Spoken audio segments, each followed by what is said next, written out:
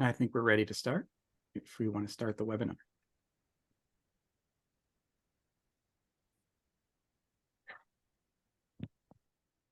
Hi, everyone. My name is Brendan Stone. I'm the co-chair of the Hamilton Coalition to Stop the War and one of your co-hosts today for this exciting event. And I heard over 150 people have registered for it. So I'm really glad that there's this kind of interest in today's event. So thanks for joining us. And once we get the chat started in a few minutes, please feel free to introduce yourself in the chat.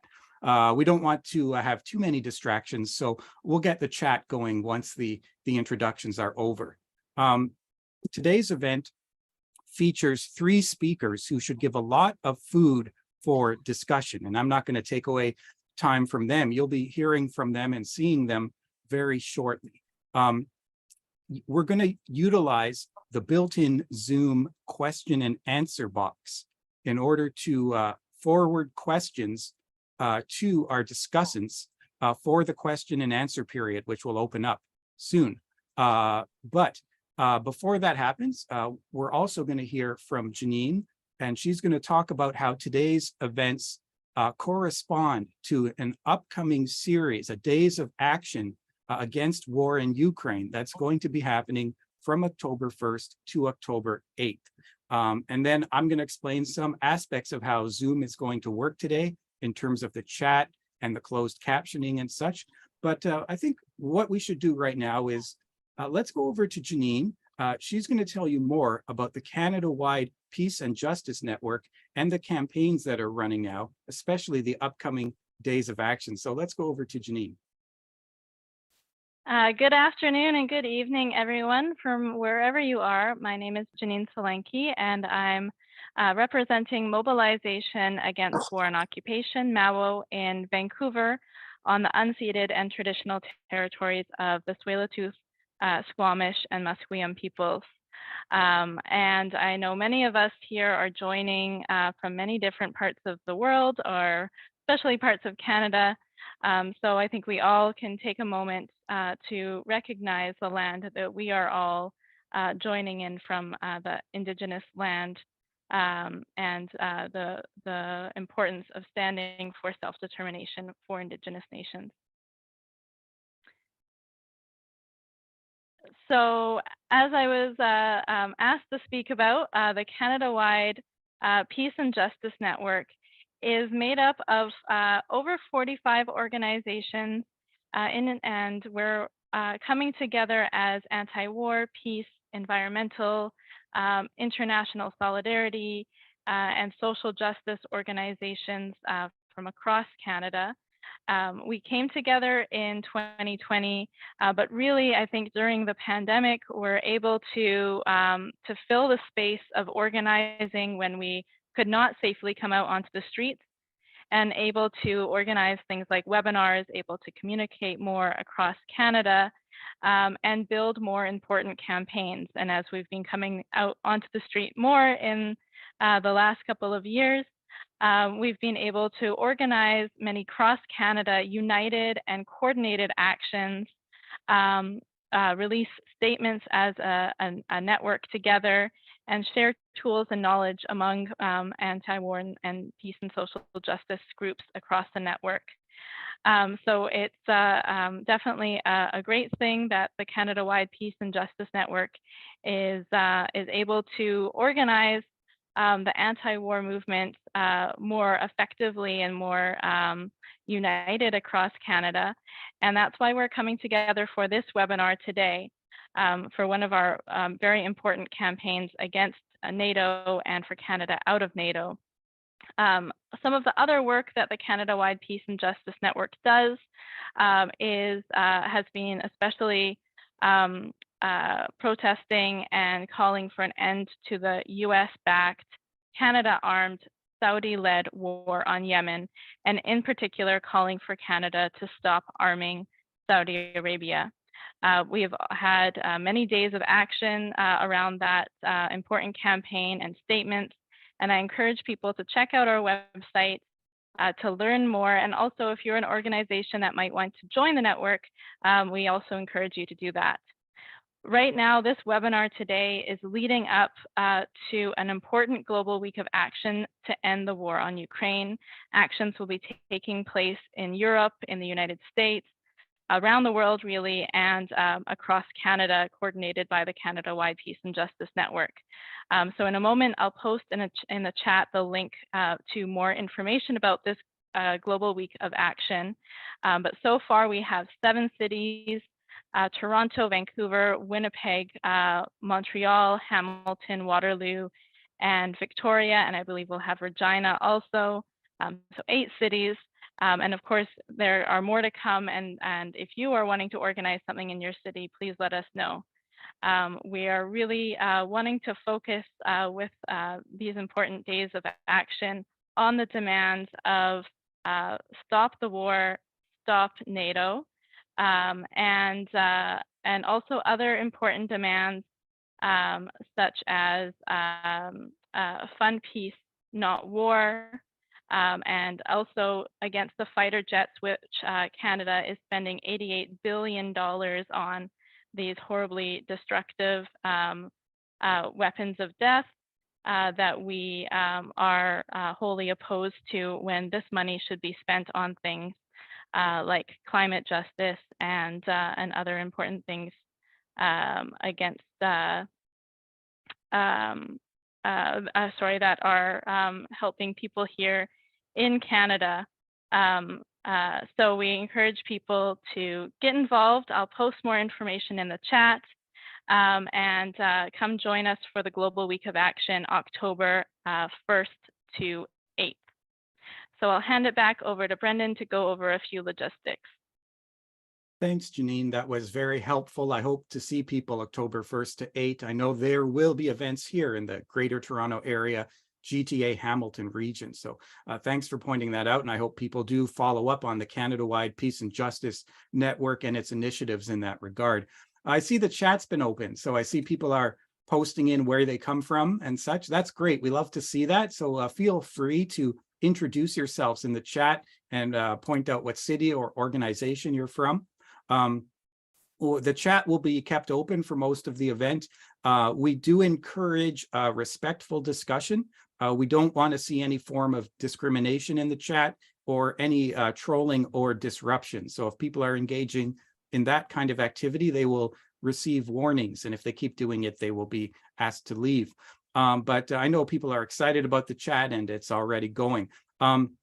As far as questions go, questions for our distinguished guest today can be put in the question and answer box. I'm just looking at Zoom here at the bottom or wherever your menu is.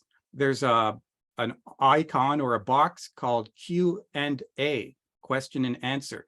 And that's where you would put your questions in. We have a dedicated box for that. And you can type out your question. I don't think other people will be able to see it, but we can. And what's going to happen is we're going to read out your question to the panelist you address that question to. So that'll happen later on after the panelists give their initial speeches. So please use the question and answer box. We might take a few questions from the chat, but it's easier for us to use the Q&A box. Also, closed captioning is available for this event. So if you have difficulty, audio difficulty, then of course this chat and everything we're saying is being automatically transcribed by a computer into subtitled text. So you can access that text. There's a button that says CC for closed captioning, and just click on that and it will show the closed captioning. So if you need those accessibility options, they are available for you. Yes, so that's basically how it's going to work today. And I know people want to get to our speakers. We have Dimitri, Mary, and Glenn all waiting to go. So I think what I'm going to do is I'll introduce our first speaker, Dimitri Lascaris. It's my great pleasure to do so, and it hasn't been long since I did that last. Of course, we toured Dimitri Lascaris around all summer for his big campaign, which many people are well aware of, and you can read about it on his website, at dimitrilascaris.ca, or he'll tell you what his website is. So I highly encourage you to follow up on that. I mean, he's someone who hardly needs an introduction, but Dimitri Lascaris is a lawyer, journalist, and activist. After graduating from the U of T Faculty of Law in 1991, he began his legal career at Sullivan and Cromwell. And in 2012, he was named by Canadian Lawyer magazine as one of the 25 most influential in Canada, and also by the Canadian Business magazine as one of the 50 most influential persons in Canadian business. So he's been a correspondent and board member of the Real News Network and served on the boards of numerous other public interest not-for-profit corporations, including the Unity Project for the Relief of Homelessness. And in 2020, as you may know, as people here especially may know, Dimitri announced his candidacy for the leadership of the Green Party of Canada. And that contest concluded in October of 2020. Dimitri finished in second place out of 8 candidates, garnering 45.5% of the votes on the 8th and final ballot. So welcome, Dimitri. I'm sure you have a lot to say, so let's get to it.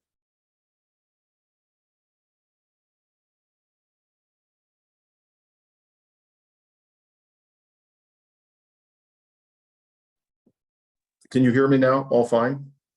Did you hear what I was just saying? Because I saw an unmute button pop up on the screen. No, we didn't hear you before what you just said. Okay.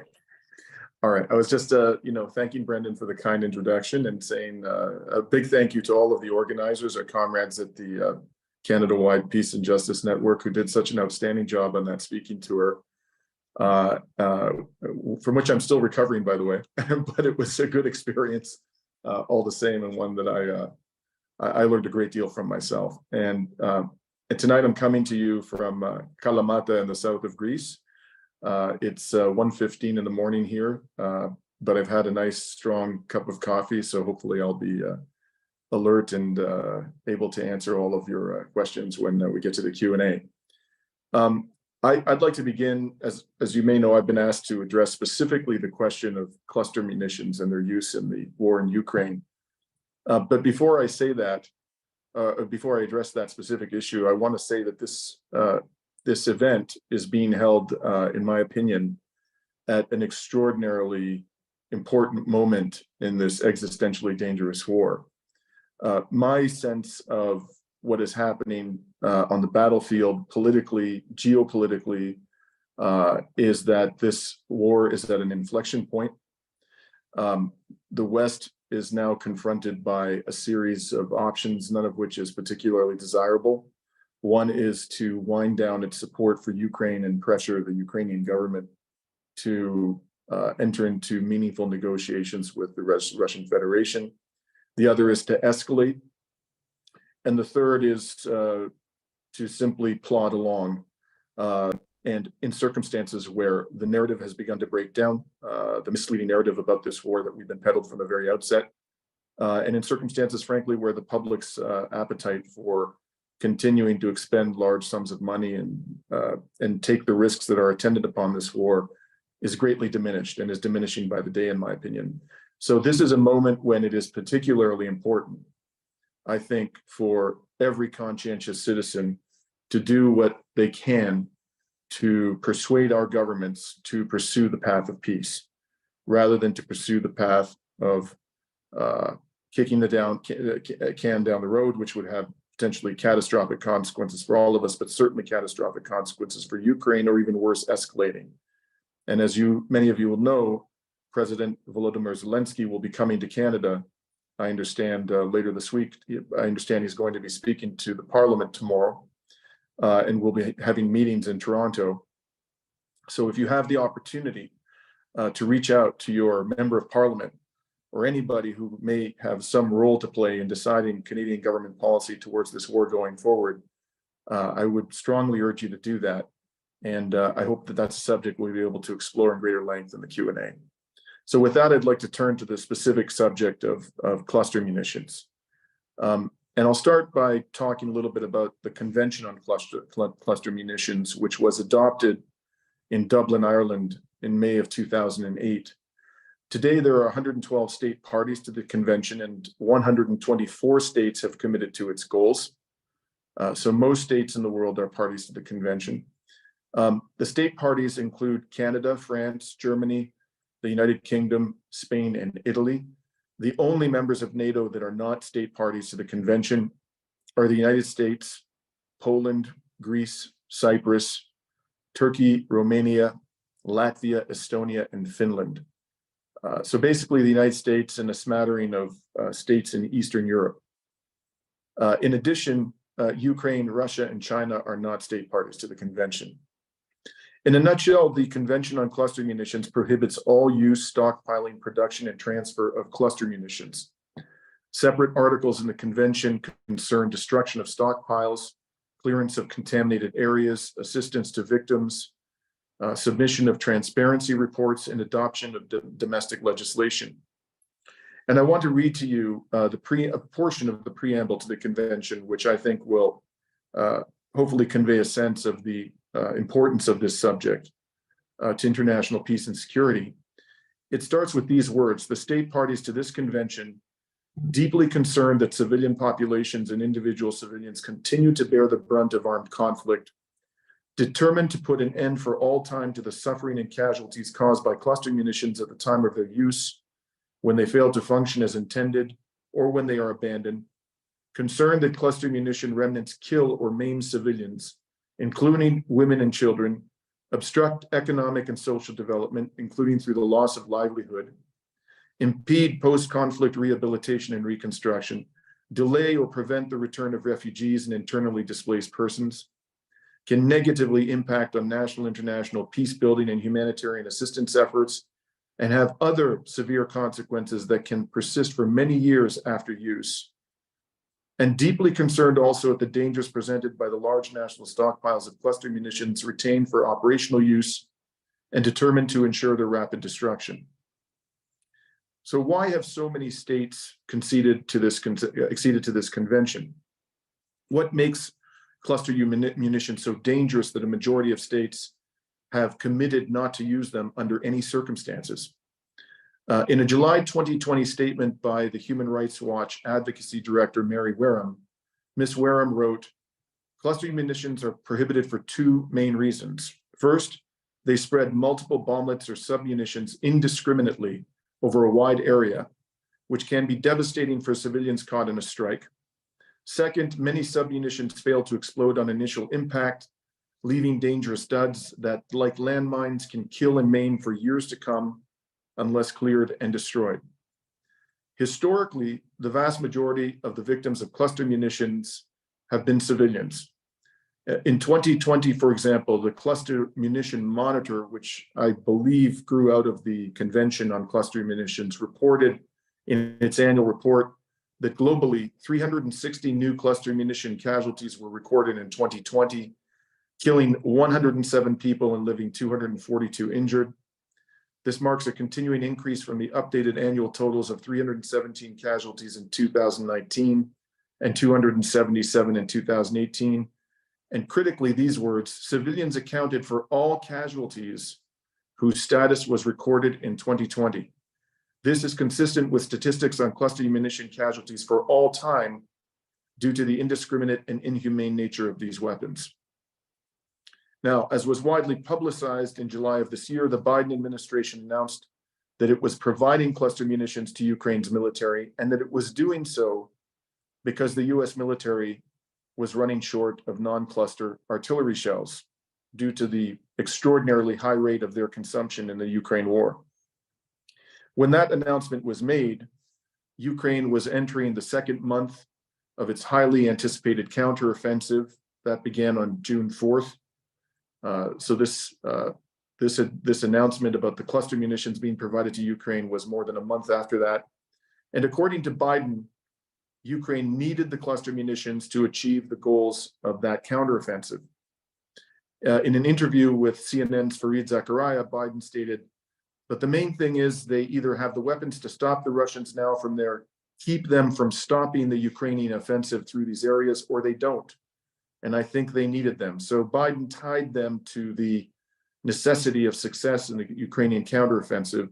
And this was a position that was echoed by various members of Congress, including Democratic Senator Chris Coons, who, in the course of trying to defend Biden's indefensible decision, said this was a very hard decision. The president really, he listened to all sides.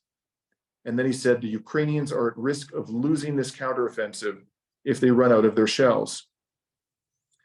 It is now widely acknowledged, however, we are now into the 4th month of this counteroffensive, and the autumn rains will be beginning shortly, which is widely acknowledged to be a major impediment to the movement of armored vehicles, that this counteroffensive has failed, notwithstanding the provision of cluster munitions, notwithstanding their extensive use on the battlefield. Ukraine has not achieved and will not achieve its objective in this counteroffensive, and that objective was to sever Russia's land bridge to Crimea by seizing the Russian-controlled city of Melitopol, which is just north of the Sea of Azov. What has happened during these 4 months, and you can confirm this for yourselves by going to the Pro-Ukraine Institute of the Study of War website, which is based in Washington and was founded by some leading neocons in the United States. They have a map which shows the territory that's been captured by Ukraine during these 4 months of horrific, bloody warfare. And it is truly negligible. They're nowhere close to taking the city of Melitopol. Ukrainian forces haven't even pierced the second of 3 lines of defense, and there's some dispute about whether they even managed to pierce the first line of defense. And they've lost, according to Western sources, enormous numbers of soldiers. The estimates range from 40 to 70,000 dead and wounded, a staggering figure for 3.5 months of counteroffensive. So grim is the situation that Professor John Mearsheimer, he's known as a leading political scientist of the realist school, but he's also a former US Air Force officer and a graduate of West Point. In a detailed analysis of the counteroffensive, which he published on his Substack a few days ago, he termed it a colossal failure. And it's been an enormous tragedy for the Ukrainian people. But the point here I really want to stress is the pretext for the provision of these extraordinarily harmful and dangerous weapons, these cluster munitions, to the Ukrainian military turned out to be a pipe dream. Now, there's simply no question that these munitions have not turned the tide in the favor of the Ukrainian military. Now, prior to Biden's announcement in July of this year that his administration would provide cluster munitions to Ukraine, Russia's military faced numerous accusations from Western sources that it had used cluster munitions extensively in Ukraine. And there are credible allegations to that effect. And this is something that has been commented upon by the United States government. And in fact, in a press briefing given on February 28th, 2022, which was several days after the invasion began, Biden's former press secretary, Jen Psaki, was asked about reports that Russia had used cluster munitions. The question was, if it's true, what is the next step of this administration? And is there a red line for how much violence will be tolerated against civilians in this manner that's illegal and potentially a war crime? And Ms. Psaki responded, it would be. I don't have any confirmation of that. And here she's referring to reports that cluster munitions were used by the Russian forces. And she goes on and she says, but we have seen the reports. If that were true, it would potentially be a war crime. So Ms. Psaki herself, only months before these munitions were provided by the Biden administration to Ukraine for use in this war, qualified this as potentially as a war crime. At the time that Biden announced the provision of cluster munitions to Ukraine, Russia's president, Vladimir Putin, denied that Russia had used cluster munitions in Ukraine. But he did say that if such munitions were used against Russian forces, Russia reserved the right to employ them as well. One of the human rights groups that has accused Russia of using cluster munitions in Ukraine is the US-based Human Rights Watch. HRW's allegations against Russia have been widely publicized. What has not been widely publicized in the West is that HRW also accused Ukraine of using cluster munitions and of using those munitions well before President Biden announced that the US would provide them in July of this year to the Ukrainian military. Specifically, on July 6th of this year, and at this point in time, the Biden administration was openly musing about providing cluster munitions to Ukraine, but had not committed yet to doing so. HRW revealed the results of some new research it had performed. And that research, according to Human Rights Watch, was that Ukrainian cluster munition rocket attacks on Russian-controlled areas in and around the city of Izium in eastern Ukraine during 2022, that was last year, caused many casualties among Ukrainian civilians. Ukrainian cluster munition rocket attacks in the city of Izium in 2022 killed at least 8 civilians and wounded 15 more. The attacks occurred in Izium and surrounding areas where Russian forces had arrived in March, seized control by early April, and remained in control until early September. The total number of civilians, I'm quoting here from Human Rights Watch, killed and wounded in the cluster munition attacks that Human Rights Watch examined is most likely greater. Russian forces took many injured civilians to Russia for medical care, and many had not returned when Human Rights Watch visited. An ambulance driver said he and his colleagues had regularly transported and treated civilians, including children, with cluster munition injuries during the Russian occupation. He estimated that he took at least one such case to the hospital every day. A man from the village of Helinsky said that in May 2022, he heard a cluster munition rocket strike near his home. Suddenly, he said, I heard my father screaming, I've been hit, I can't move. He ran back and saw that his father had fallen on his knees, but couldn't move from the waist down, and that there were many metal pieces in him, including one sticking out of his spine and another in his chest. The man's father received medical treatment, but died a month later after undergoing surgery. This victim died from what Human Rights Watch says was a Ukrainian cluster munition attack taking place months before the Biden administration agreed to provide these weapons to Ukraine. Now, it's not only Human Rights Watch that accused the Ukrainian forces of using cluster munitions in 2022. So too did the United Nations in a report in which it found that Ukrainian armed forces used cluster munitions in attacks on that same city, Izium, between March and September of 2022.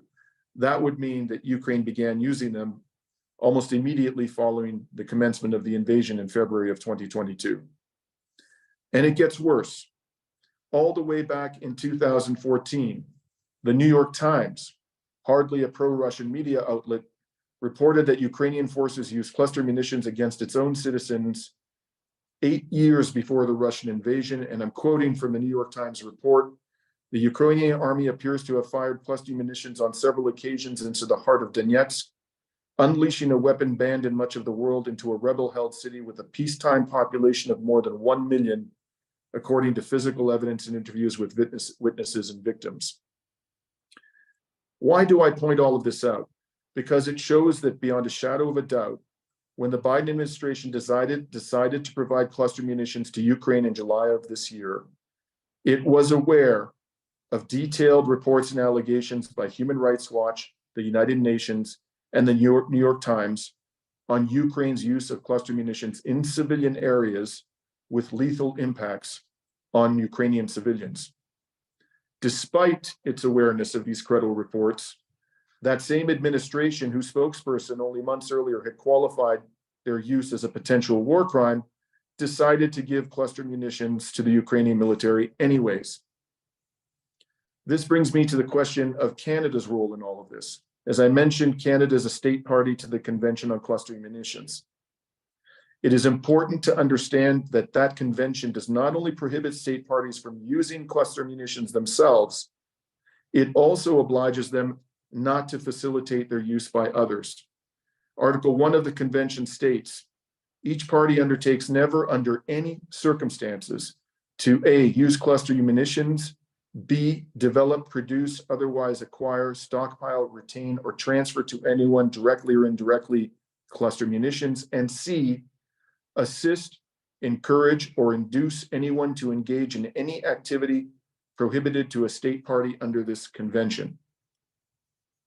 When Biden announced that his administration would provide cluster munitions to Ukraine, our prime minister stated that cluster munitions, quote, should never be used. In all likelihood, therefore, Canada's government takes or would take the position that Canada has not violated Article 1C of the Convention on Cluster Munitions because rather than encourage their use in Ukraine, Canada's Prime Minister expressly discouraged their use under any circumstances. That argument, however, would ignore the critical difference between words and actions.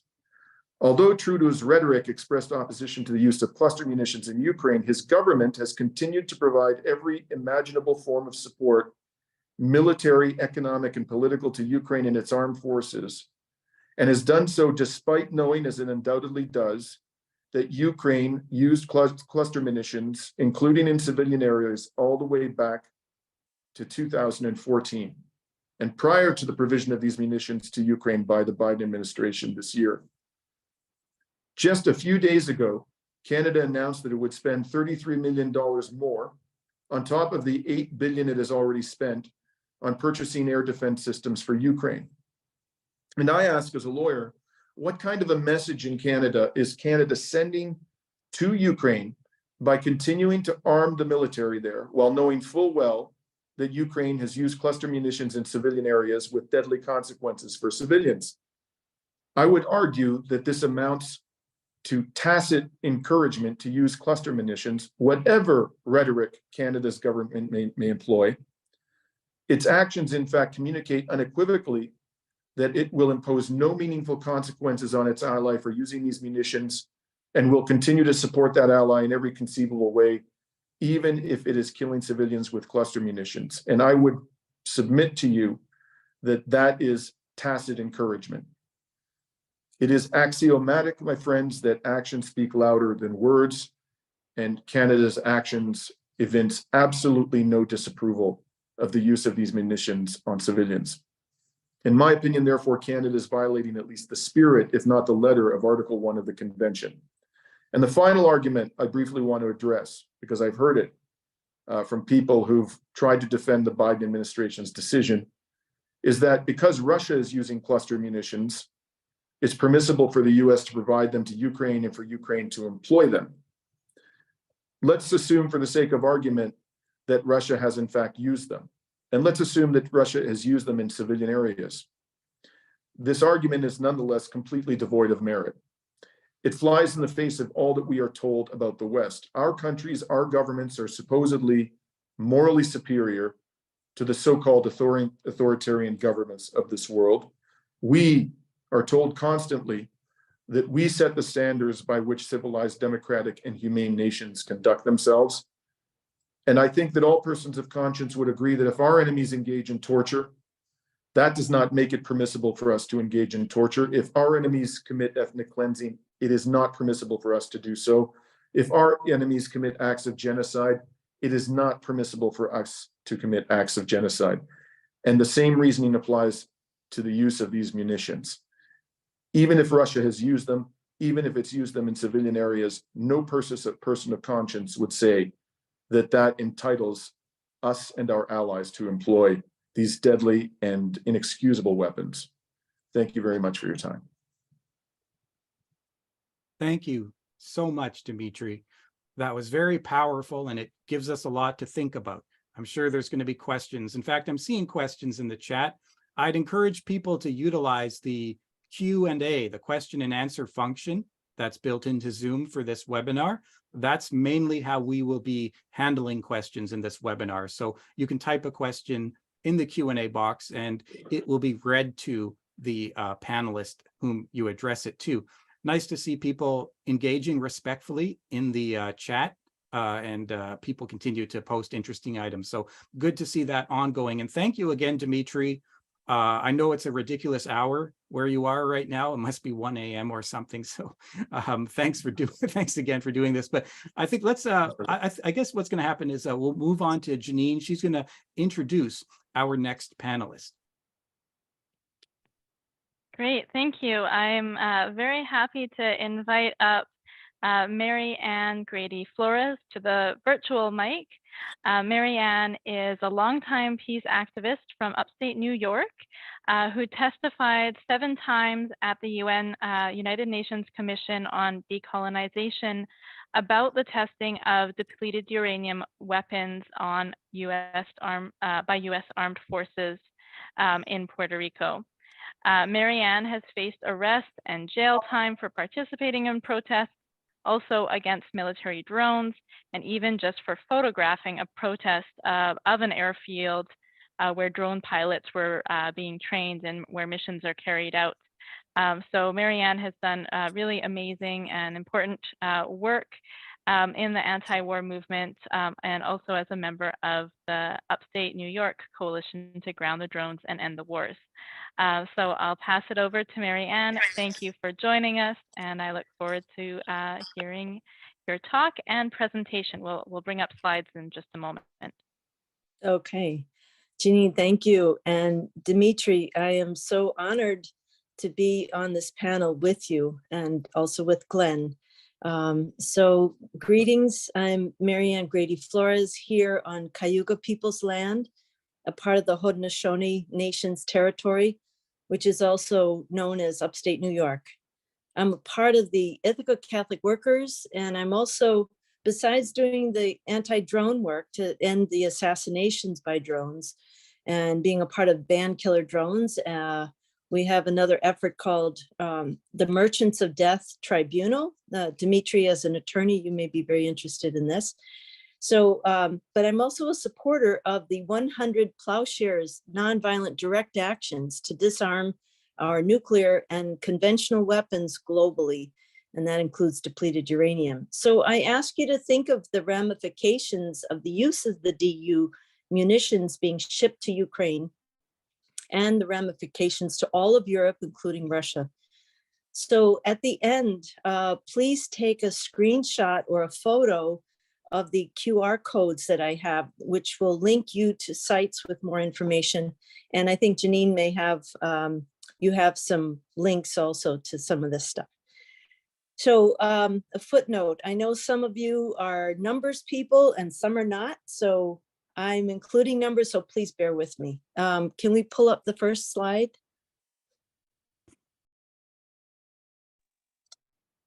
Thank you. So, wow, I just realized it's really hard to read on my little phone. So the US is sending another $175 million in military aid to Ukraine, including many depleted uranium munitions. So these are some of the DU weapons that are being sent. Javelin and anti-tank 4 anti-armor systems, over 1 million DU ammunitions, 120 millimeter depleted uranium tank ammunitions for Abrams tanks, additional ammunition for high mobility artillery rocket systems, and more. I am not an armament expert. I'm actually, I ran a catering company for 19 years. So next slide, please. So my introduction to the issue of depleted uranium use happened in March of 2000. I went down to outside of Baltimore to the trial of Phil Berrigan, who was like an uncle, Father Steve Kelly, Liz Walsh, and Susan Crane, who is on this webinar with us today. They called themselves Plowshares versus Depleted Uranium. And they were tried for their nonviolent direct action of disarmament by hammering on an A-10 Warthog plane at the Warfield Air Force Base north of Baltimore, Maryland, a plane which fires 3,900 rounds of depleted uranium tipped munitions in 1 minute. Let me just see. So their statement read, we come to the Maryland Warfield Air National Guard Base to convert the A-10 Warthog as Roman Catholic Christians in obedience to God's prohibition against killing. Also to embody the prophet Isaiah's vision of a disarmed world where hearts are converted to compassion and justice, and the weapons are converted to the tools of peace. Finally, to atone for another nuclear war in Iraq and a third in Yugoslavia. So help us God. So just to reiterate, this was back in March of 2000 and I was with them.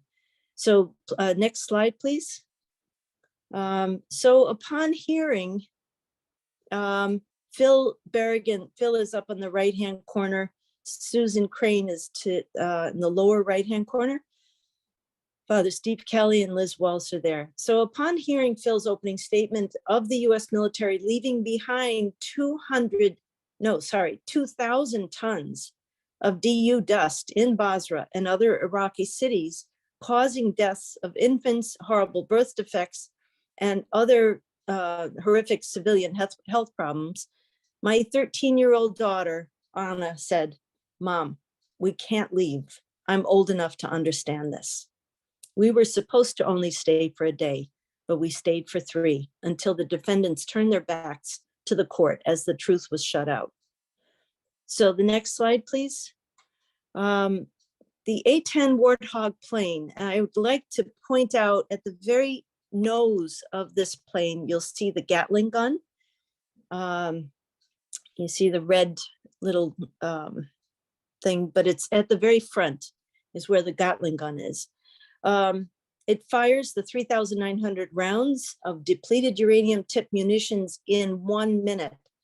By the way, the Gatling gun was developed right here at Ithaca Gun, and though it was tested with depleted uranium munitions in our Ithaca Falls, right near Ithaca High School. Next photo, please, or next slide. If you notice, look at these massive things. These are about twice as long as one of your tall metal coffee containers. So these things are all tipped with depleted uranium. Imagine 3,900 going in 1 minute. So the defendants were given a gag order and not permitted to explain why they disarmed the 2 warplanes. The Pentagon director of the DU program, Dr. Doug Rockey, came as an expert witness, but was not allowed to testify. No experts were allowed. So we crossed the street to a church during lunch to hear the effects of DU on both combatants, civilians, including Dr. Rockey himself, who had 6 times the allowable amount of DU in his system, but he wasn't told by the military for 2 years. Next slide, please. First, what is depleted uranium and why is it prized? DU-235 is a low-level, non-fissionable, radioactive nuclear weapon, and it's also a toxic heavy metal made from nuclear power plant spent fuel rods. Disposal is free for the nuclear power industry. They don't have to pay to bury it, usually done on indigenous lands. It's free DU for the US military contractors to create weapons, and it's prized because it's twice as dense as lead. If you look at the periodic table, you'll see uranium is right below the lead. It has the ability to pierce tanks and other military equipment like soft butter, penetrating at 4,500 degrees, the melting point of glass upon impact, and that aerosolates into fine particles as small as 1/100th to 1/1000th of a micron. So again, the numbers, I ask that you remember this. And the DU has a half-life of 4.5 billion years. Next slide, please. Environmental spread of DU dust. You can read through those. Caribbean trade winds, hurricanes, tornadoes, Middle East dust storms, and war theaters where bombing redistributes the contamination. Next slide, please. So according to Dr. Andreas Tupadakis, who was a chemist formerly of Los Alamos Laboratories, very fine DU particles are in the Earth's upper atmosphere, encircling it for years. By May of 2000, according to Dr. Doug Rockey, the US had dropped DU in 57 countries, including in the Danube River, a water source for many European cities. There is no way to contain fine DU particulates from the wind. So during the May of 2000, while I was protesting with many over 1,000 people had been to Vieques, Puerto Rico, protesting the 60 years of US Navy bombing practice. along with NATO countries. So I was walking through the bombing zone with something that was totally inadequate. I should have had a HEPA, whatever, special mask. But having just come from that trial, I realized, my God, I'm walking around in this stuff, this radioactive particulates, that every time another bomb was practiced with, those particulates were forced up into the air by 2,000 meters into the atmosphere and carried westerly over the just 11 miles over to where the people of Vieques lived, beyond the bombing zone. And then beyond by the Caribbean trade winds. And then, as we know just from last week, Hurricane Lee, 400 miles wide. Where does this stuff land? So we know that the trade winds carry Sahara desert dust across the Atlantic to the Caribbean. Super hurricanes, the famous dust storms of Iraq, Syria, and other countries' winds carry the radioactive heavy metal dust. And wherever the DU munitions are used, there will be spreading of the dust without the ability to contain it. So I studied testimony about the DU from Nobel Peace Prize winner, Dr. Helen Caldicott, in preparation to testify 7 times before the UN Special Committee on Decolonization on behalf of Puerto Rico. I was speaking as an outraged citizen of the United States, honored to be invited to speak as a part of a delegation of 40 Puerto Ricans. And I spoke of the US military's colonizers' abuse of contaminating the people and the land of Vieques with DU munitions, causing cancers and birth defects. And I should put a footnote here and just state that one of the leaders of the Vieques movement that had been arrested for decades said that the people of Vieques totally understood that their struggle to end this bombing and the use of these munitions and many other things like Agent Orange and napalm, they understood how it was intrinsically connected to all US imposition of wars in other places. So they were connecting their struggle with others. So Dr. Caldicott described how victims inhale and ingest the microscopic dust, causing it to lodge in the lining of the lungs or sequester in the large organs or the bones and the teeth. The military says it's so microscopic that it won't hurt anyone. Dr. Caldicott describes how the tiny DU particles sit within the body, emitting a radioactive pulse, changing the genetic code of cells around the particulate, causing cancers. It alters reproductive genes, changing the genetic code for every generation after, leaving a legacy of pain and suffering. Next slide, please.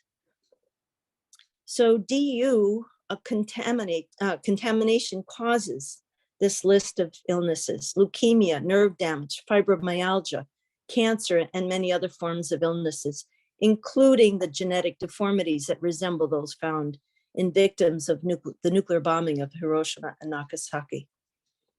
Back in the year 2005, on April 26th, it was the 50th anniversary year of the bombing of Hiroshima and Nagasaki, I attended a meeting close to the United Nations in New York City, and I met 5 American Iraq war vets who were suffering with many of the above mentioned ailments from high levels of DU contamination.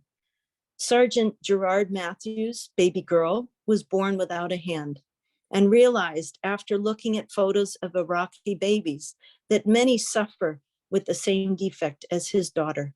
Neither he nor his wife had family history of birth defects. A Puerto Rican friend, Rolando Garcia, worked on the US Navy base in Vieques in 1999 for only 3 months.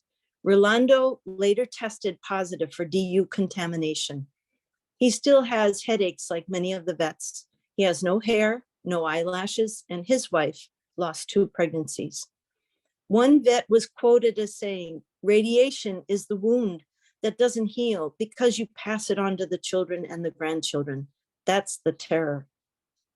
Dr. Rosalie Bertel, who has passed, she was a whistleblower and an expert witness, testifying on behalf of Indigenous people of the Pacific Rim, a sister of the Order of the Grey Nuns from Canada, and author of the book, No Immediate Danger, Prognosis of a Radioactive Earth.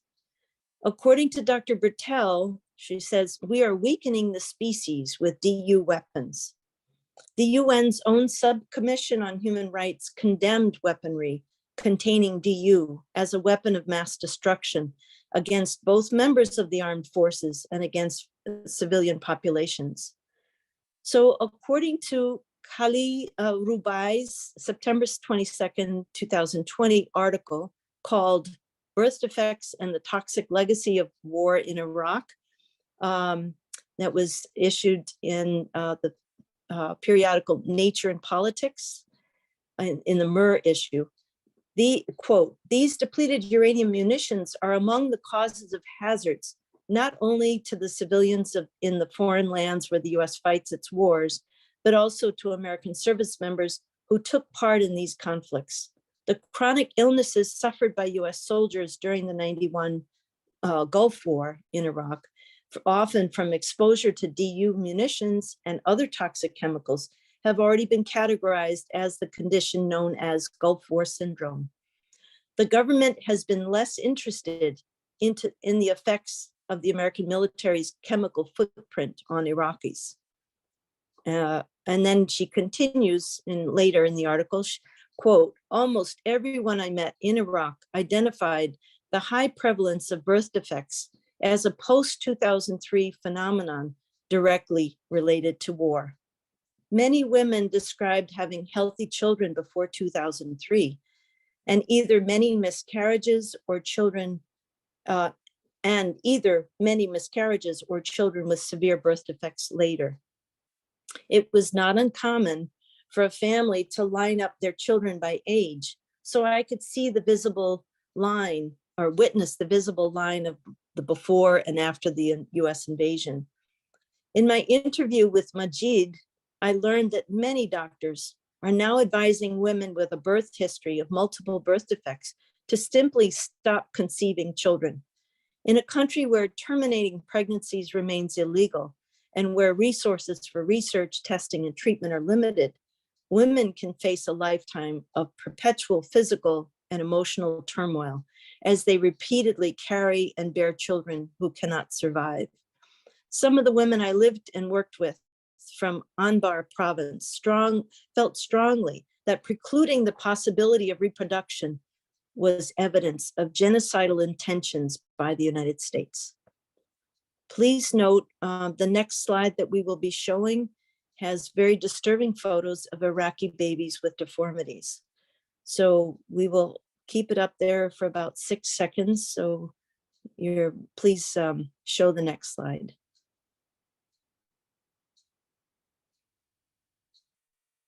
We can leave it on for another 2 seconds, 5 seconds maybe. So there's children, and we have a lot of Catholic worker friends who went into Iraq to go to the morgues and to see and take pictures to demonstrate what is going on. Thank you. So continuing the article in the quote, Dina, who experienced several miscarriages, expressed the desire to have her miscarried children counted among those who died from war. But of course, she noted sarcastically, mimicking an American man's voice, the US does not keep a body count.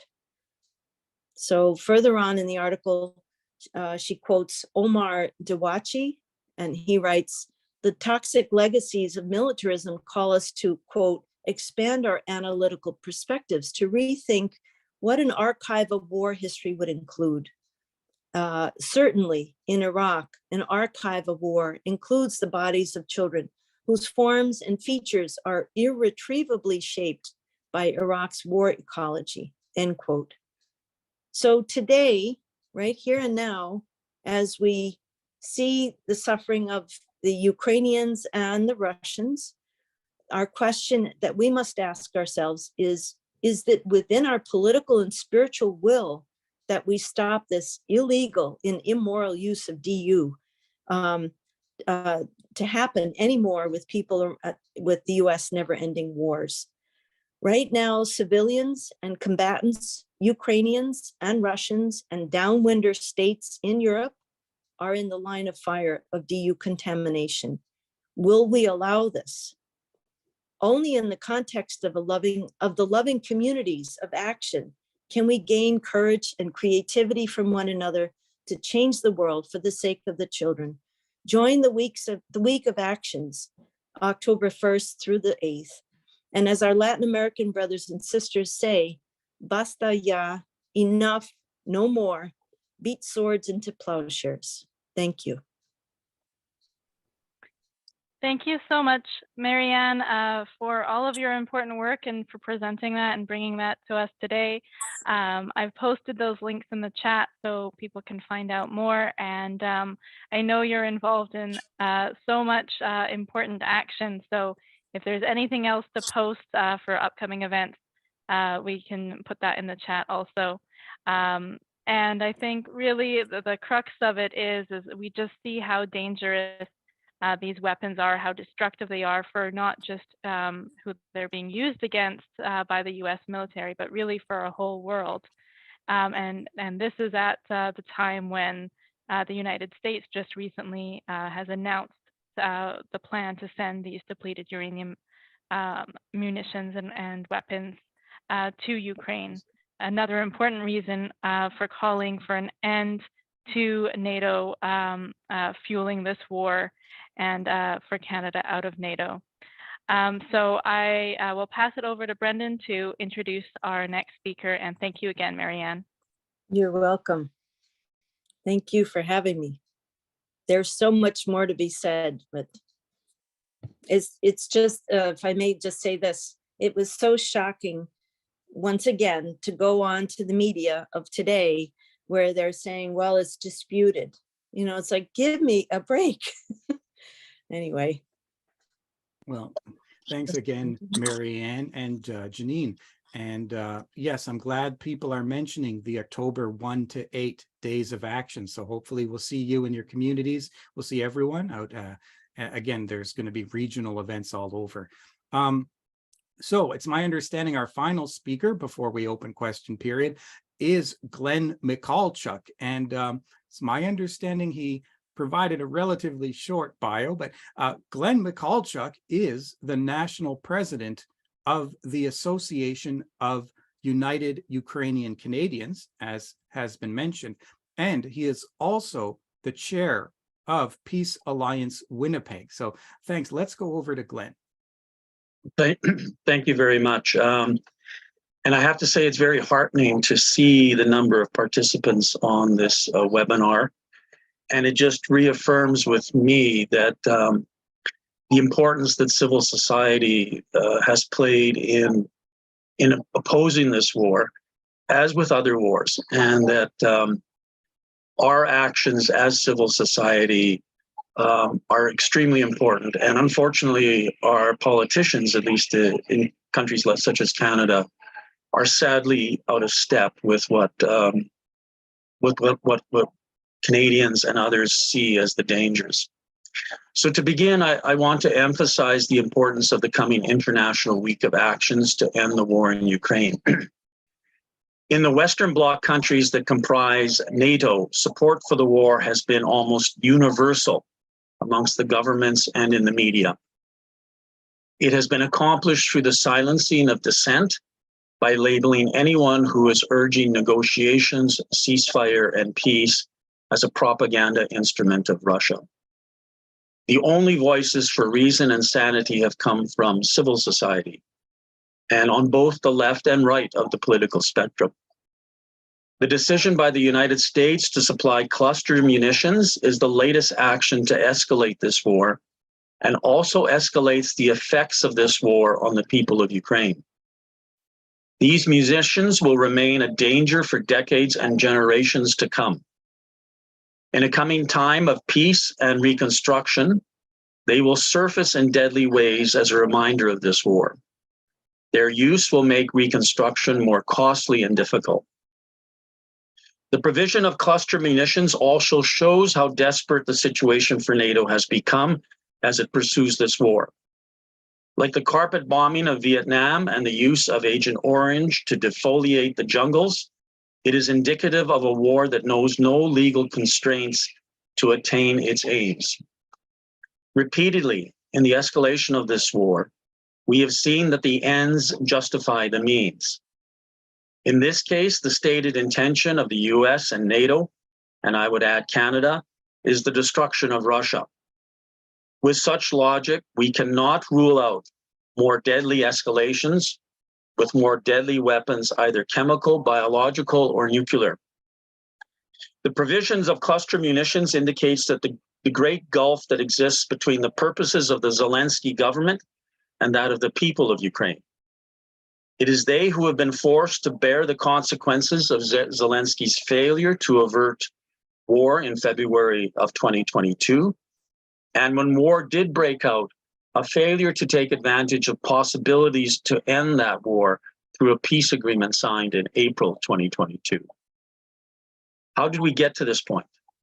How did we get to the point that Ukraine has been turned into a killing ground, with millions having fled the country and unlikely to ever return, its economy shredded by war, and its environment devastated with depleted uranium and cluster bombs? The West, and now I want to focus on the Canadian government, members of the Canadian Parliament who formed the opposition, and the large corporate media, have been tone deaf to the issue of peace in Ukraine. The impetus for this war emerges out of the relentless NATO expansion that escalated security tensions with Russia.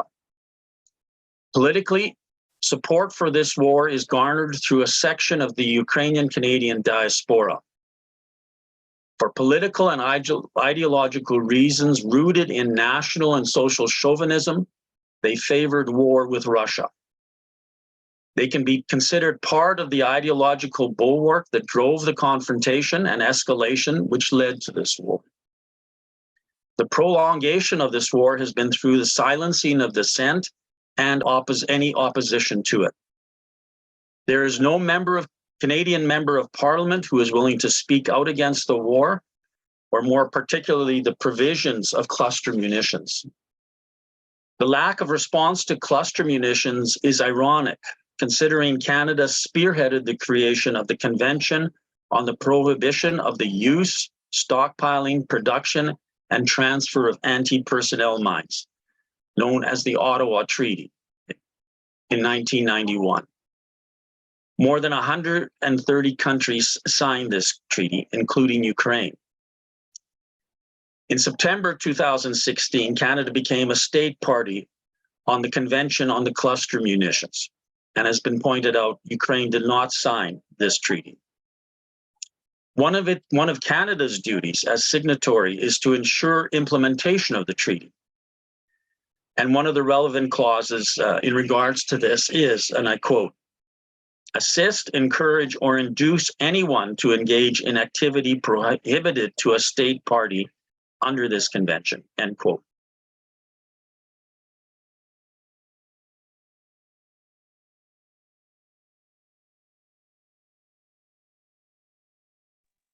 Oh, Glenn, it looks like you hit mute there, Glenn. There we Yes, go. and I don't know where I broke off, so I'll just reread a short sentence. Signatories to the treaty are obliged to discourage the use of cluster munitions up to and, quote, including the imposition of penal sanctions to prevent and suppress any activity prohibited, end quote, under the convention. Through its provision of howitzers and other weapons and its furtherance of the war, Canada is in violation of its obligations to the treaty.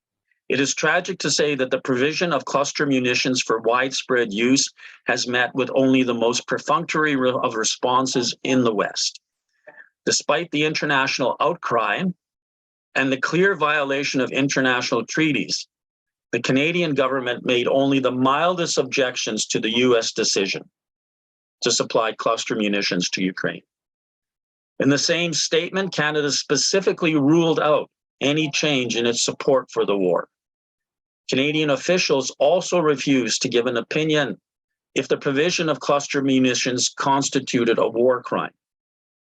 Now the Canadian government will host Zelensky, the man who requested these weapons, to speak to parliamentarians on Friday.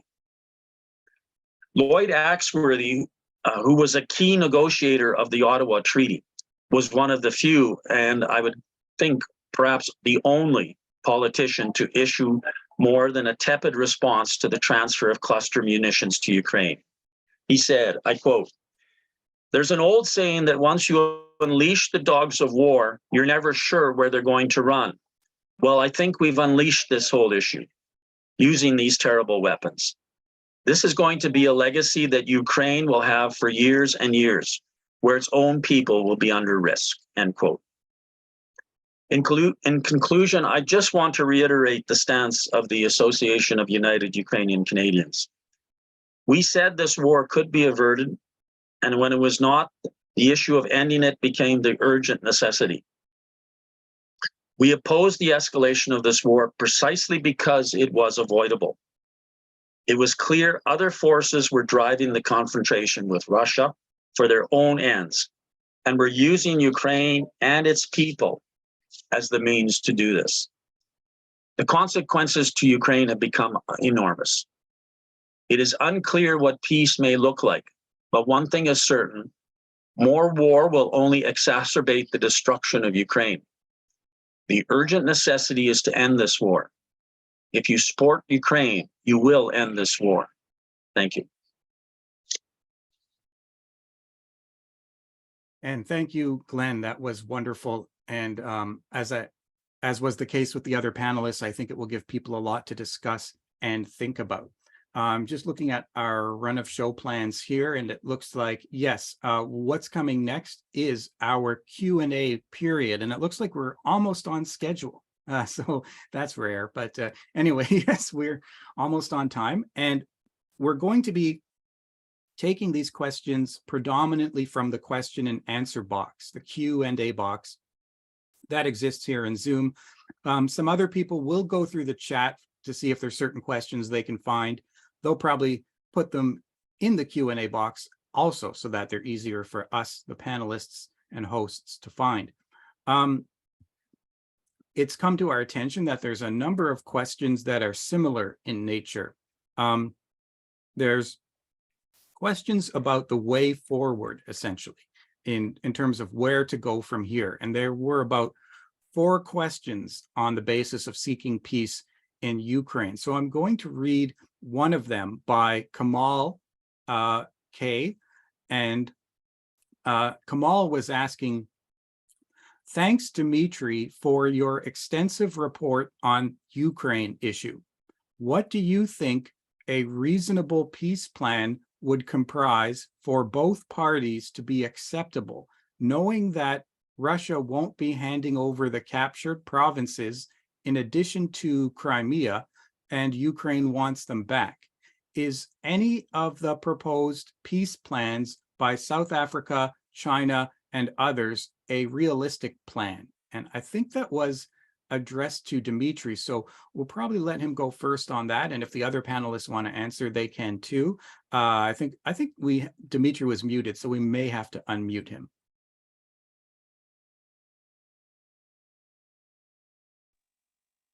Thank you. You can hear me, Brendan? Great.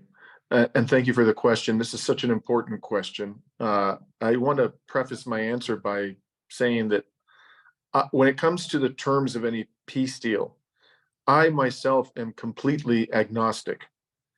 All that I care about is that the war stop and that the peace resulting from the negotiation be a durable one, that it not break down, and that there be a resumption of hostilities and a resumption of the killing.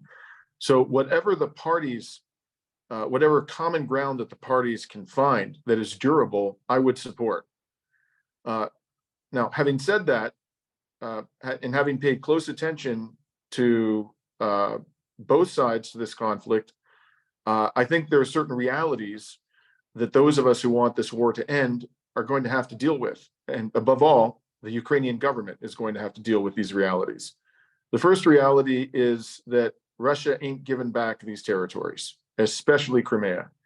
I think that Russia may be open to modest adjustments in the line of contact. So maybe give up a little bit of land here, take a little bit of land there. I think that Russia may be open to giving up its claim to those portions of the annexed oblast that it does not control. So for example, it does not control all of Kherson region. It annexed it, but it only controls about 60% of it.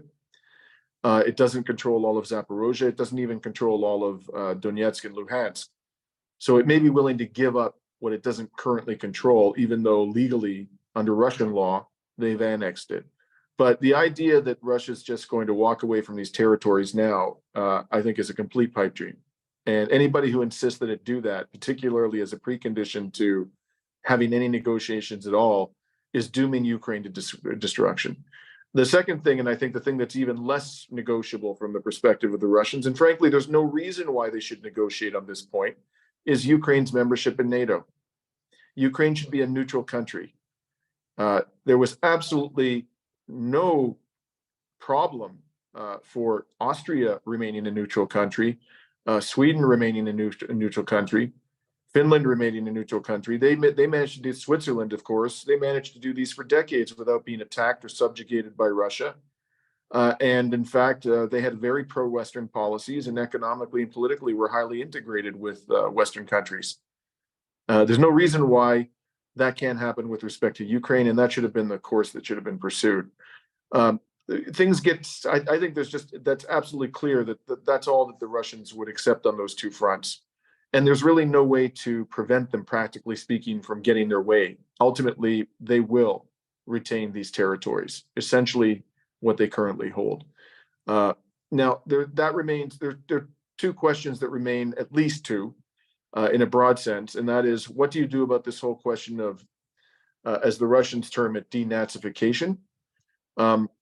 I don't know exactly what they have in mind in that regard. I think they've been very obscure about indicating what that might satisfy them. I think a good place to start is just to abolish this national holiday that Ukraine's parliament declared in favor of Stepan Bandera. That was something that was inexcusable, and I don't know why anybody in the West would object to, the abolition of that national holiday. He was a Nazi collaborator, and he was complicit in the deaths of tens of thousands of innocent civilians, Poles, Russians, and Jews. So beyond that, I don't know what more the Russian government might expect, but that's something you'll only find out by having a negotiation. And then, of course, something that's absolutely critically important, the fourth point of the four things that I think, broadly speaking, must be discussed, is the reconstruction of Ukraine. This is going to be an extraordinary challenge, which is going to require massive amounts of investment. And I certainly think that Russia should contribute an enormous amount of money to that enterprise, but so too should the West, because it bears a great deal of responsibility for the suffering of the Ukrainian people. And all hands on deck in that regard. And I also happen to believe that the Chinese government would probably be willing to contribute quite significantly to the reconstruction of Ukraine if there's a durable peace deal in place. So again, I'm just predicting what a peace deal would look like. The question at the end of the day is, are Western countries, who are ultimately, I think, determining the course that the Ukrainian government will follow. I don't think Ukraine is a sovereign state anymore. It's completely dependent upon Western support, and I don't think that the United States government and its allies give this kind of money without any strings being attached. If there's going to be a peace deal, they're going to have to accept that compromises must be made. And the question is, are they ready yet? I don't know the answer to that question. Okay, well, thank you, Dimitri, for that comprehensive answer. I've been informed that one of the related questions on this topic is from Yuri, and he addressed a question specifically to Glenn. And his question is, Yuri says, my friend Boyan believes that Ukraine will cease to be a country it once was, and will see it partitioned with Western Ukraine, with Kiev as its capital, that's allied with the collective West, and Eastern Ukraine will become separate countries, or like Crimea, they'll become part of Russia if a referendum is held.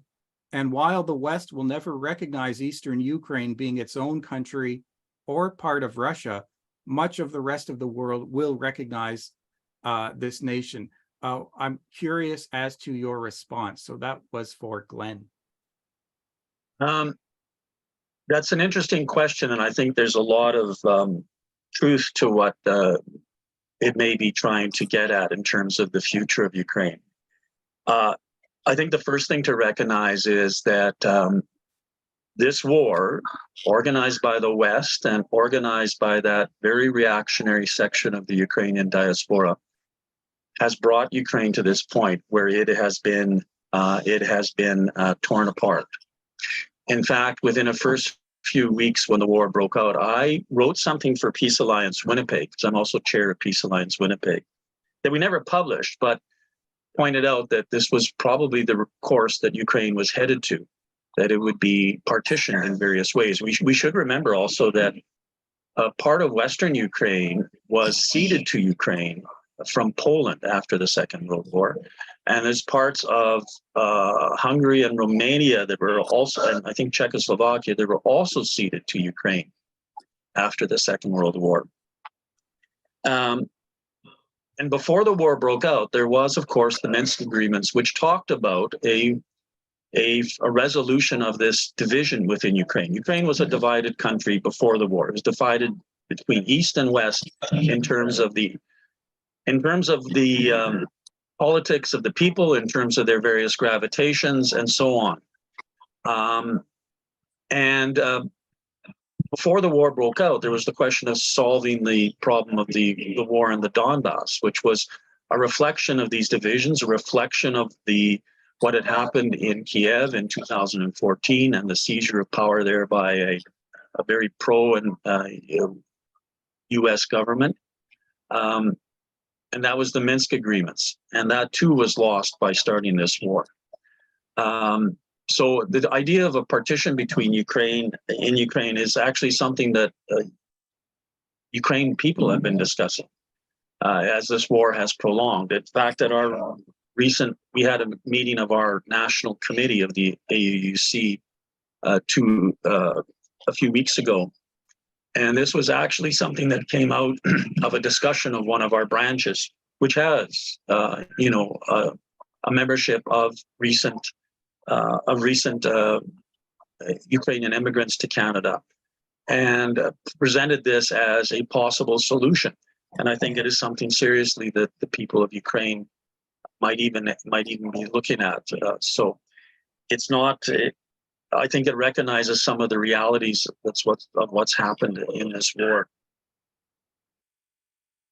Thank you, Glenn. Oh. I was just going to say that's a great answer, Glenn, and very thoroughly comprehensive. I think, Janine has been preparing some questions. There's a group of related questions about the anti-war movement. And then there was other questions about DU. Janine, which do you think we should go first on? Maybe actually let's go with the ones on DU first, because I think the ones on the anti-war movement are a great place probably for us to start wrapping up. We do have quite a few questions, and we are trying to group as many as possible together so that we can try and get to as many questions as possible. I do apologize if we do not get to everyone's question. And Brendan, before we do go on to more questions, I did just again want to announce we're coming up to the Global Week of Action to end the war on Ukraine, being organized all around the world and here in Canada, coordinated with the Canada-wide Peace and Justice Network. It's October 1st to 8th, demanding peace now, stop the war, stop NATO, but also demanding fund peace, not war, negotiations, not escalation, yes to climate justice and peace, no to NATO, water bombers, not fighter jets, and Canada out of NATO. I'll post the link in the chat where you can find out about upcoming events. But also, I know there are a lot of people from the different groups who are organizing events. So if you can put your local event info in the chat, that will help get people connected. So Brendan, do you want to read the questions about directed towards Marianne? Sure, of course. And yes, information about the Global Week of Action is just being posted in the chat right now for the overall link to that and the Peace and Justice Network. So yeah, when we handed out flyers for this event today, it also contained information that there is this coming up on October 1st to 8th. We really wanted to raise awareness of that and build up to that. So yes, although there's a variety of other questions coming up, there's one that's directed specifically at Mary Ann. And this is from Vanessa. And she says, thank you to our speakers. I have a question for Mary Ann. I sincerely hope this is not the case, but I wanted to get your opinion. If sizable amounts of DU are used in Ukraine, do you think because of the location of Ukraine and it being a breadbasket of Europe and grain being impossible to protect from DU particulate in the wind, what similar side effects will be seen in Ukraine as in Iraq? What kind of impact will this have on the anti-DU movement? Obviously, we do not want it to be used as all, but I'm wondering about your thoughts on this conflict being in Eastern Europe and the fact that Ukraine is largely white and easier accessed by researchers and tech infrastructures. How can the peace and anti-DU movement support Ukrainians facing the toxic ecology of war and to end its use forever? So thank you for the question, Vanessa. I'm curious as to where she's from, where Vanessa's from. You know, that's a hard one to unpack. What I recommend is that people look at maps. You look at where Ukraine is situated and just understand and look at the weather patterns and look at where the winds blow. And my understanding is that there was an accident, and your father, Ken, pointed that out to me. I have to admit, I've not been following enough of all the details of the Ukraine war. I'm so grateful for Dimitri and for Glenn and the others who know way more than I do. Generally, I feel that the DU manufacturers and the weapons makers are making a killing. As they say, war is great for business, you know. And I think it's really important if we, in the United States and in Canada, look at our weapons makers and see who they are and what kind of profit they're coming out with. All of what I described in my presentation was old stuff. But the fact is that what depleted uranium does is not going to change. So yes, the birth defects are going to happen. The genetic deformities may happen. You have the toxic heavy metals illnesses that will be affecting people. You know, people's immune systems will be weakened. It's a bloody mess, and I don't have any one straight answer. I know that there are scientists in Puerto Rico who have been trying to take soil samples, and I'm sorry that I can't pull up the name, and I'd have to look in my text. Maybe after, when somebody else is answering another question, I'll pull up the name of a particular scientist who has been doggedly documenting all of the contamination by the US Navy in Vieques to determine what it is that the direct correlation of illnesses and others. I'll try to find that and put it in the chat. I'm sorry, I don't have more direct information than that. One of the problems that the vets found in the United States, more so than, let's say, European countries that were in the theater in Iraq, is that our government never took responsibility, just like the Vietnam vets with Agent Orange and napalm. The US has wiped its hands of victims of these terrible toxic chemicals. But in Europe, there were countries that did take responsibility and gave reparations to their soldiers. So that's an important thing to look at. Anyway, I know the testing for DU contamination had to go outside of the country because any university that wanted to, let's say, study and test for DU contamination would have its funding withdrawn. The military provides a lot of funding for a lot of the universities in the United States. So I know, for example, there was a centrifuge machine that was sent to, and I only remember this because Robin Hood was one of my favorite stories as a kid. There was a scientist, a geologist in Nottingham, England, who actually did the testing of DU by putting teeth into this centrifuge and then coming out with the exact amount of the DU within it. But it's hard to come by. That's the bottom line, at least within the US. Thanks, Mary Ann. I Welcome. understand we'll be coming up shortly to a group of questions about the anti-war movement. Before I do that, there was a specific question directed at you, Mary Ann, so I thought we should take care of it now, perhaps. That is, the question is, would you care to comment on the recent IAEA report that DU weapons don't pose a health hazard to civilians or combatants? Yes, if I may read a response to that, and I would like people to think about what it is that I presented already. So there was a report to the General Assembly of the UN Scientific Committee on the Effects of Atomic Radiation. In studies in which the IAEA, the International Atomic Energy Agency, was involved, the resulting radiological risk to the public and the environment was not significant in situations where depleted uranium is observed in the form of localized contamination of the environment by small particulates resulting from the impacts.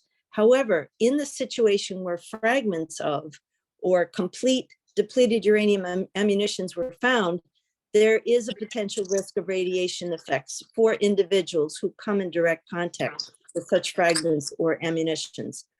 This risk can be mitigated by the national authorities through conducting such simple countermeasures as the collection, the storage, and the disposal of such fragments. Nevertheless, in a post-conflict environment, the presence of depleted uranium residues can further increase the anxiety of local populations. I mean, imagine this. The results of the radiological assessments conducted by the IAEA in cooperation with UNEP and the WHO provide the basis for public reassurance. I'm so shocked at that kind of response. It's such, yeah, Dr. Rocky, God rest his soul, he just passed away from COVID in the last year and a half. He was teaching out at University of Illinois, Urbana-Champaign. And I mean, being sick, he was training US troops to go to Iraq, knowing how to protect themselves with the protective gear.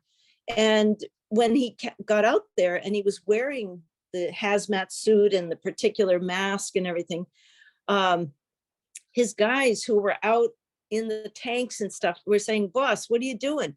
He said, "This stuff is radioactive." And as I read in my report, you know, people were experiencing bloody urine and other ailments that they couldn't explain afterwards.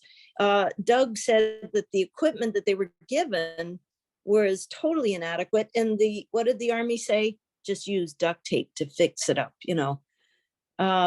Unacceptable.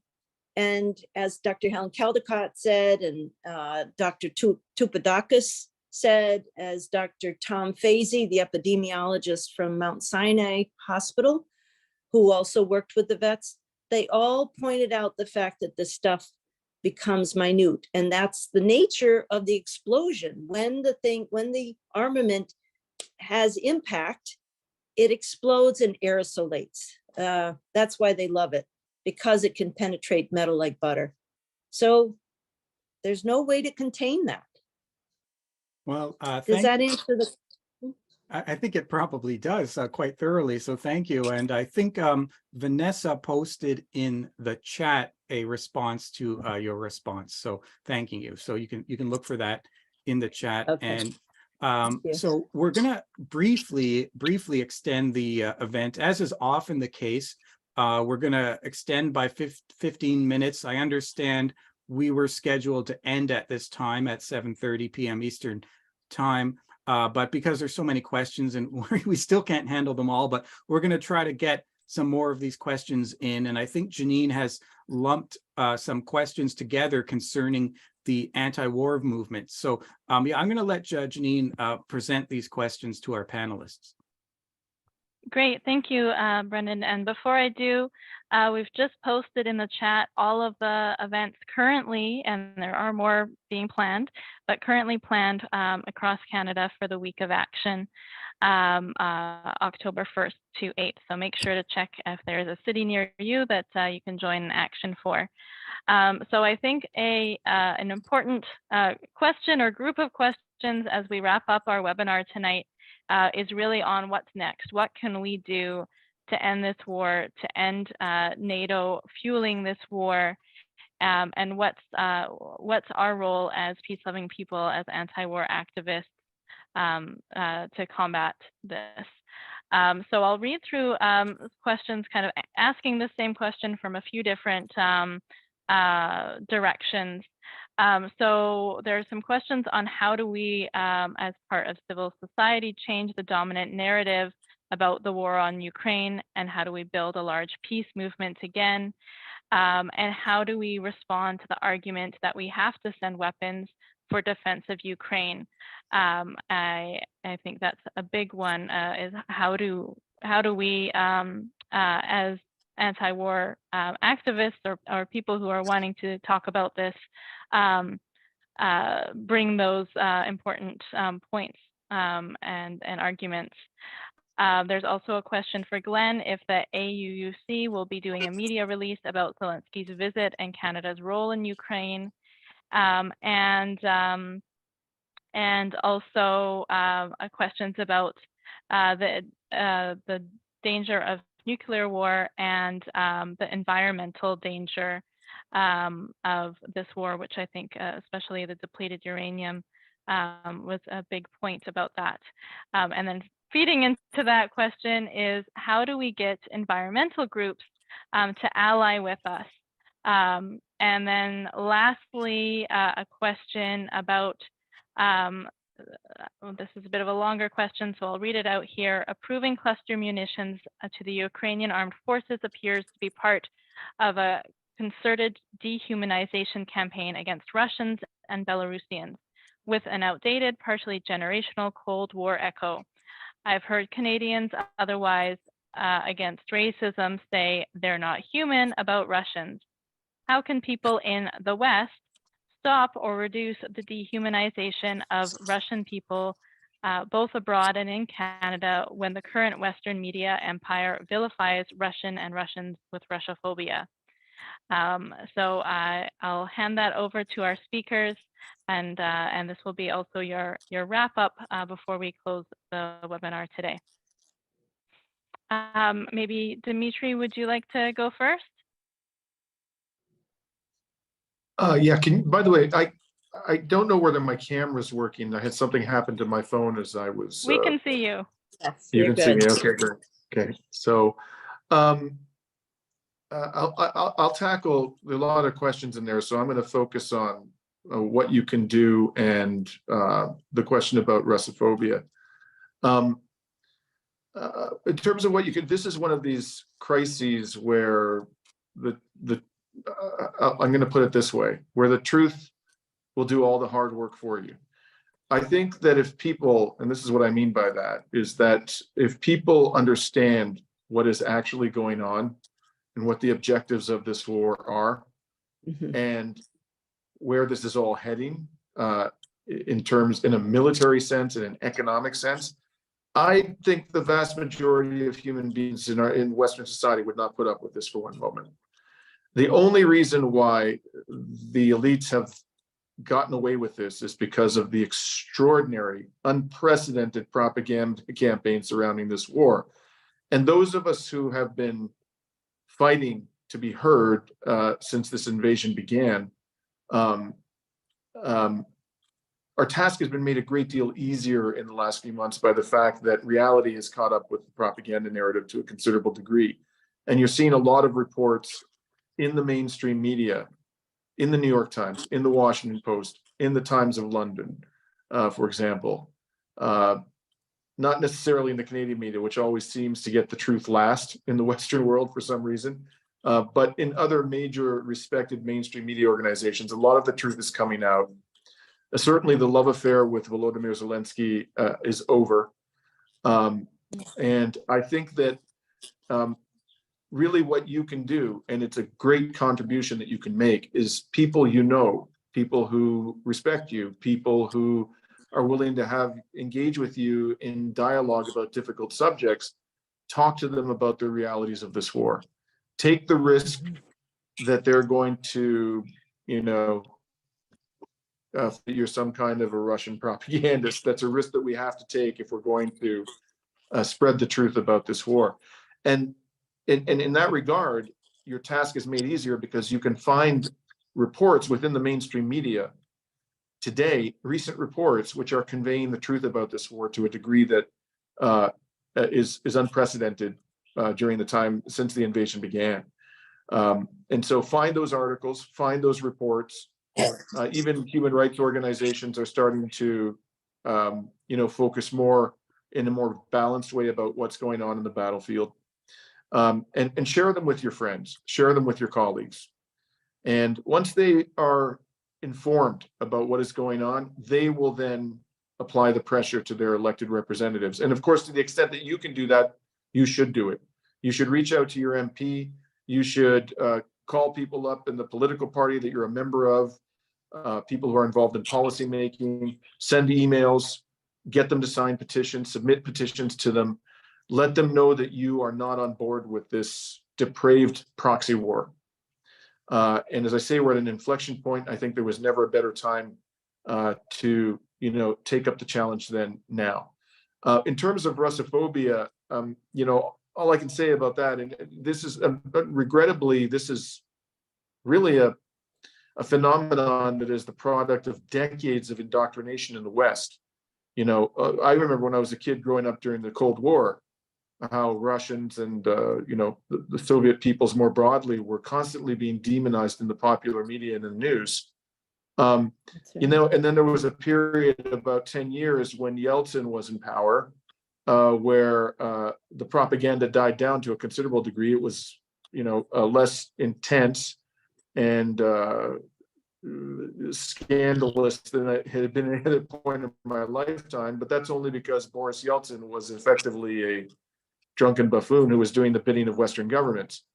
And as soon as his era ended, the demonization began again. So you're dealing with a phenomenon that has been in the works that's the product of many, many years of indoctrination.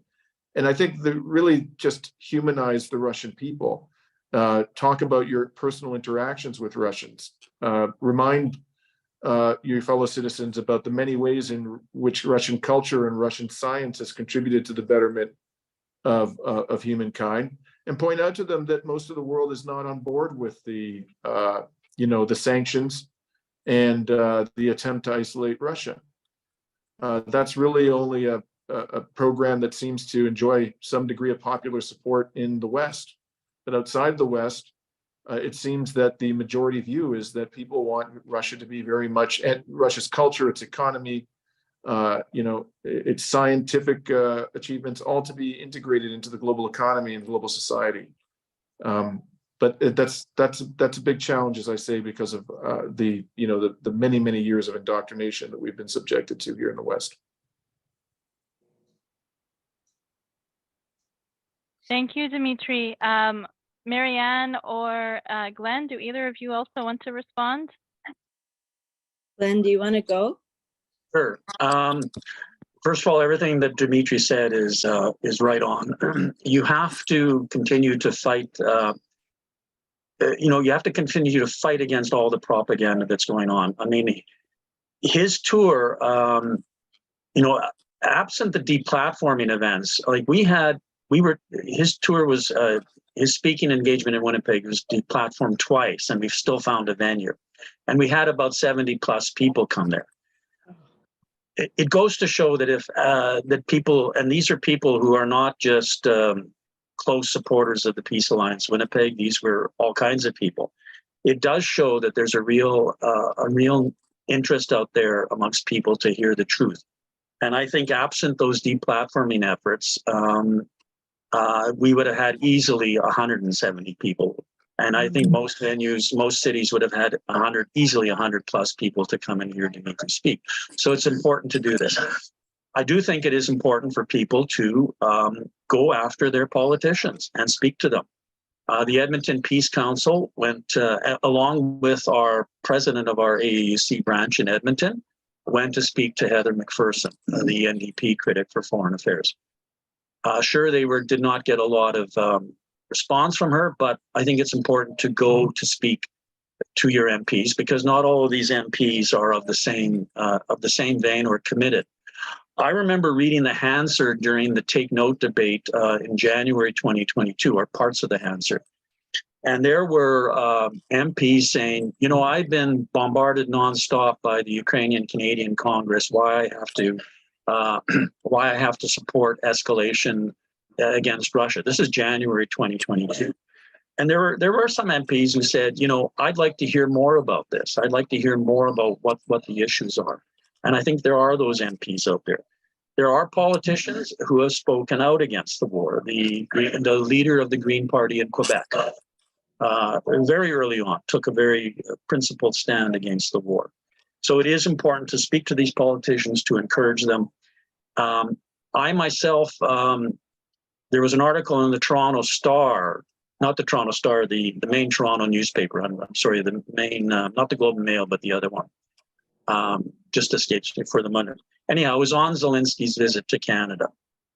So I wrote a comment in the online edition, and I was surprised that there were 3 or 4 people who wrote back, and I think all of them were in support of the comment, as well as there were many other comments like mine, which were critical of what Zelensky was coming here to do, which was basically just ask for more money and more war, and Canadians should not support that.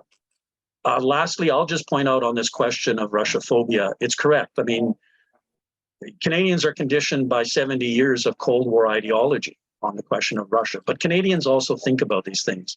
I remember in January 2022, as the tensions were rising in Ukraine, on the Ukraine border, the Russians were massing troops and so on. The Peace Alliance Winnipeg looked at the situation and said we should begin demonstrating against the possibility of what was going to happen of war. And we decided that we would go with a banner that said, no war with Russia. I was sort of wondering what the response would be given this 70 years of Cold War hysteria about Russia. And to my surprise, the response was positive. People were very positive that someone was saying no war with Russia.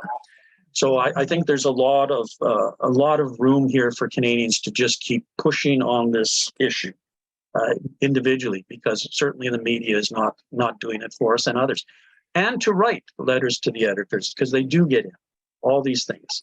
I was fortunate to be able to, with the help of some activists in Southern Ontario, get an op-ed into the Metroland newspapers back after speaking to the city council in Kingston. I think Kingston it was, or St. Catharines, and on a question of the non-support for the war in Ukraine. And it got published, and we received a lot of feedback on it at the national office here. So there is opportunities. And yes, I think the AUUC will at least send to MPs our basic message about peace in Ukraine in preparation for Zelensky's visit, because we discussed that at length, as I said a few weeks ago. Thank you. So, Thank you. sorry. Sorry, Marianne, just before I pass it over to you, I wanted to quickly say there has been a few requests for links for more information, specifically about Canadian tax information that can be introduced to Canadian taxpayers regarding Ukraine using cluster bombs against civilians. and any links that could be posted about the use of cluster bombs. And also, if there are links that people have posted earlier in the chat to other important information and news, please repost them so that everyone can make sure to keep them for reference. You should be able to save the chat, but I know it's easier if we just have all the links kind of all in one place. You don't have to search for it. So Marianne, I will hand it back over to you to wrap us up before we close out the webinar for tonight. Thank you. I so appreciate Dimitri and Glenn's pitching the next part to me. So I pulled up a Global Times Investigates article. It says, how much has the US Big Five weapons manufacturers gained from arms sales in Ukraine? I think it's really critical to follow the money and just to understand that the weapons manufacturers, as the article says, you know, big business or war is good for business. A recruiter for BlackRock told the O'Keefe Media Group in June, acknowledging how such turmoil can create opportunities for profit. So it's one of the largest asset management companies and holds shares in several defense industry enterprises. So to speaking to this issue of the weapons makers driving the war, there is a Merchants of Death tribunal that's coming up. And the way it's been, how can I say, described is through videos. We're going to roll out the first video on November 12th. And then every Sunday evening following that, there'll be half-hour videos. And the videos are going to show how, since World War I, how the US weapons makers, through the leaders in government and all, have manufactured consent along with the corporate media. And how during World War I, that whole issue, the United States populace did not want to participate in war. And yet it was almost like overnight that it happened. And who made the profit back then? So this tribunal builds on the history and how it is that we are at this point. And what I wanted to point out, which I think is just absolutely critical, and we've not spoken about it, but the nuclear buildup on the borders and with nuclear weapons facing Russia, we're in really bad shape. My sister Ellen and a bunch of Catholic workers from the United States went to Volkel Air Force Base in the Netherlands, and then they went to Bukel, which is in Germany.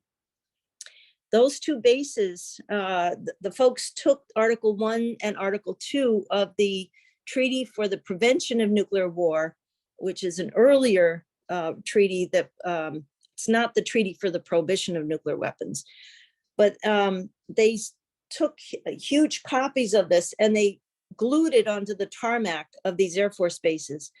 And the reason they did this is because what's going on, the US imposing nuclear weapons on non-nuclear states is illegal. And then, you know, Ellen was being arrested and the officer was like, well, why'd you do this? You know, and Ellen said, I'm here to uphold international law. I'm not here to break law. And I think that's one of the things that we all need to think about when we go and, let's say, do protests or whatever. We're here to uphold humanitarian law. We're here to uphold a higher law, which protects life. So Glenn, you brought up the issue of being out in the streets and getting a feel for people. And also the issue of Russophobia. We also have had a presence for the last 20 years against war, against nuclear weapons, against drone strikes, against depleted uranium, out on the busiest corner in all of Little Ithaca. We have 39,000 cars that pass in the day. So every Saturday morning, we have a group of us that go out and we've got big banners. We talk about the Merchants of Death. And by the way, Cornell West, John Pilger, and a whole slew of really important people will be jurists for this tribunal.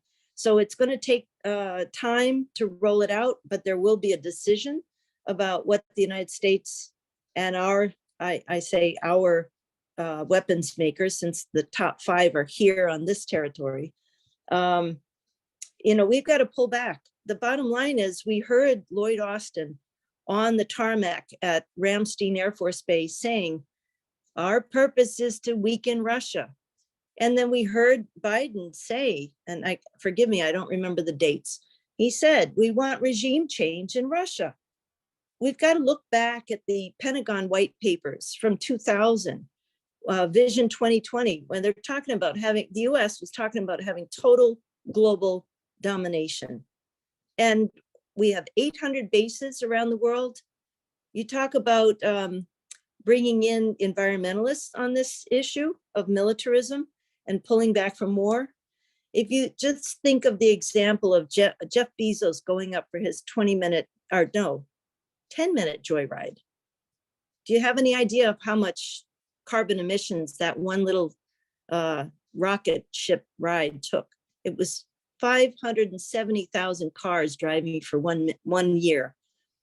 So transpose that little figure of one rocket going up to all the rockets it takes to conduct war. And that's how the US runs war, is through its satellites. We got to get the satellites up there. How do we get all of the armaments, the forces, everybody to 800 bases, and then to arm all these NATO nations? We're in a thick mess, and war is driving the climate crisis, is my understanding. The US military promotes more greenhouse gases than 145 countries combined. So that's just one more reason to say no to war. It doesn't work. It's obsolete.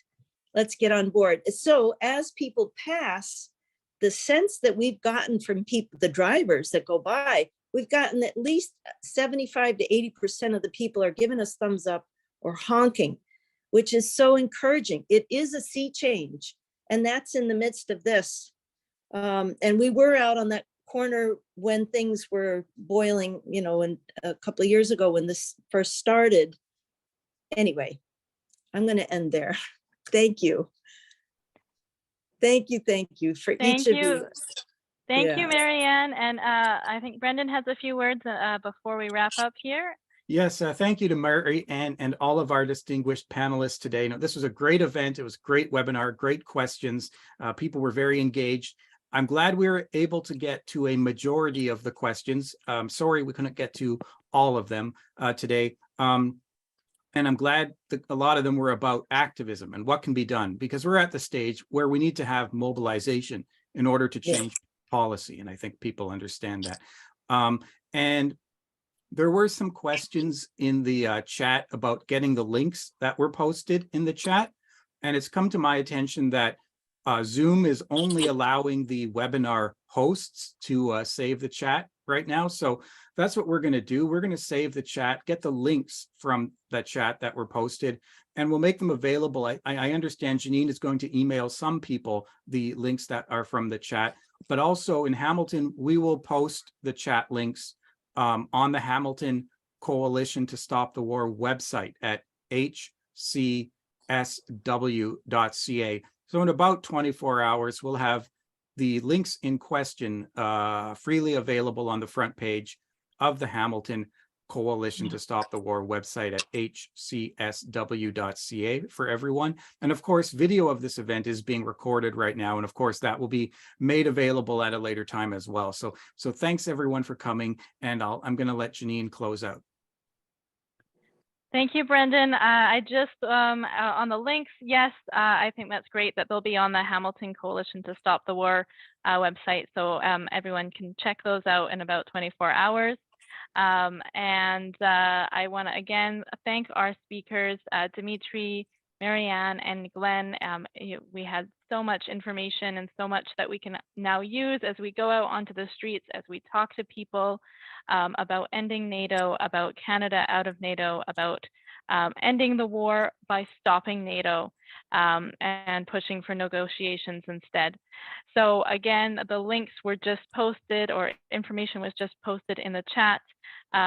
for the upcoming events for the Global Week of Action to End the War on Ukraine, October 1st to 8th. Please join if you can. I'm just doing one last post there. Make sure you go to peaceandjusticenetwork.ca and see the work that the Canada-wide Peace and Justice Network is doing. Keep up to date. If you're part of an organization that's not part of the network, I encourage you to join us. And let's get out onto the streets for this week of action and end the war. Thank you. Thanks, everyone. Have a good night. Take care. Thank you.